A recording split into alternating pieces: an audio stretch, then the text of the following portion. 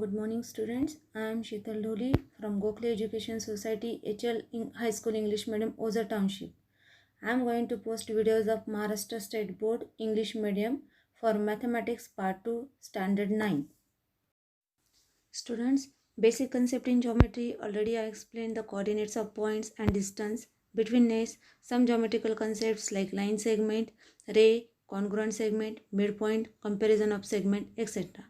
Today I am going to explain theorem and some concepts related to theorem like conditional statements, converse of statement, postulates, meaning of theorem and proof, etc. Let's start one by one. Conditional statement and converse. The statement which can be written in the if then form are called conditional statement. Means if any statement is there and if it is written in the form of if then it is called as a conditional statement. If the given quadrilateral is a rhombus, then its diagonals are perpendicular bisector of each other. Means if the quadrilateral is a rhombus, then its diagonals are perpendicular bisector of each other. Now here the condition is given. If the quadrilateral is rhombus, then its diagonals are perpendicular bisector of each other. The part of statement following if is called the antecedent. The part of statement following then is called the consequent.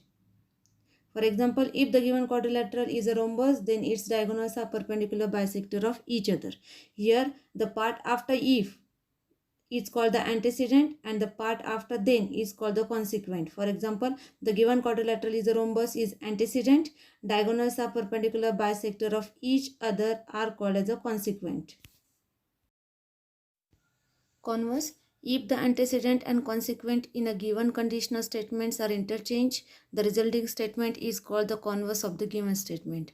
Antecedent means the part after if and consequent means the part after then. That means if the part after if and then are interchanged, the resulting statement is called the converse of given statement. For example,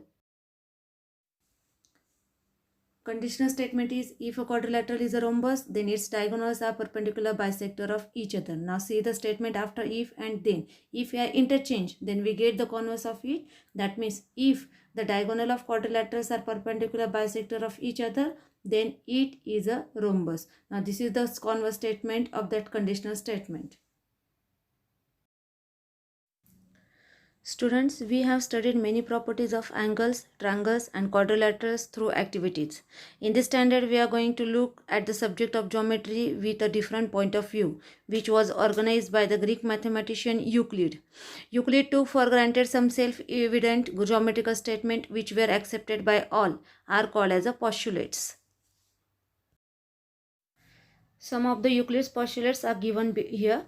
First one, there are infinite lines passing through a point. Second, there is a one and only one line passing through 2 points.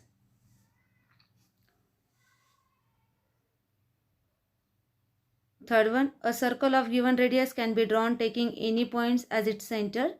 And fourth one, all right angles are congruent with each other. These are the some postulates, those are given by the Euclids. Here we have verified some of these postulates through the activities also. Now this standard onwards we have to study the theorem and its proof. Now we will discuss the meaning of theorem and the meaning of proof. Properties proved logically are called theorem.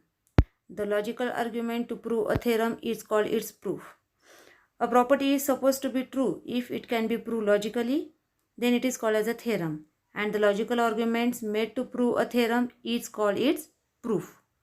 Let's discuss a proof of the property of angles made by two intersecting lines. Now see a theorem is given. The opposite angles formed by two intersecting lines are of equal measure. Now here given part. Now here as I told that one, here if and then. So here first of all we can write the given part. The line AB and line CD intersecting at point O such that AOB and COD. Look at the diagram. Here it is mentioned that line AB and line CD, these are intersecting each other at point O, and due to that we get the betweenness of that line AOB COD. So here given is line AB and CD intersect at point O. Now to prove that angle AOC, due to that intersection here that angles are formed. So angle AOC equals to angle BOD, and second angle BOC equals to angle AOD. Now see the proof. If you observe here that lines properly, then we can see here these angles are in linear pair. Which angles?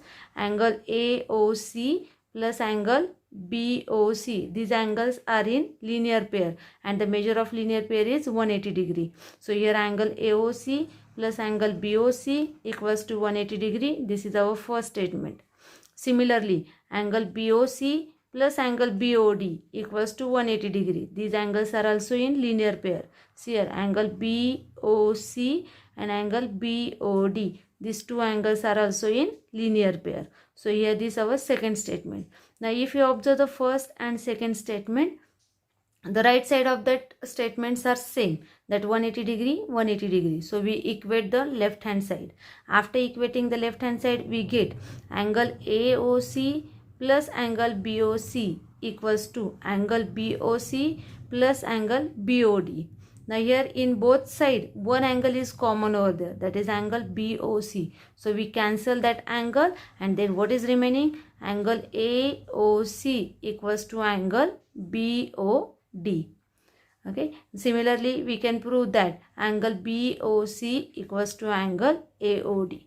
That means through the proof, we proved that the opposite angles formed by the two intersecting lines are of equal measures. Students, now I will explain the practice set 1.3. See the first question. Write the following statements in if then form. I will explain statements are given. The opposite angles of a parallelogram are congruent. Now we have to make this statement in conditional form. As I told that when we are using if and then the statement become conditional. Now if we adjust the if and then in a given statement, the statement become, if a quadrilateral is a parallelogram, then its opposite angles are congruent. See again I repeat here. If a quadrilateral is a parallelogram, then its opposite angles are congruent. Now I will explain the one more example. Second statement is, the diagonals of a rectangle are congruent. Now again if we have to adjust if and then we get, if a quadrilateral is a rectangle, then its diagonals are congruent. Now we will discuss on the question number 2. In question number 2, we have to write the converse of the following statement. The statement is, the alternate angles formed by two parallel lines and their transversal are congruent. Again I repeat the statement. The alternate angles formed by two parallel lines and their transversals are congruent. Now we have to make the converse of this statement. That means we have to change the position of antecedent and consequence. So here we get the converse of the statement is, if alternate angles made by two lines and its transversals are congruent, then the lines are parallel. Again I repeat, if alternate angles made by two lines and its transversals are congruent, then the lines are parallel. In this way the remaining sums you will just try to solve. In next video I will take the next part. Thank you.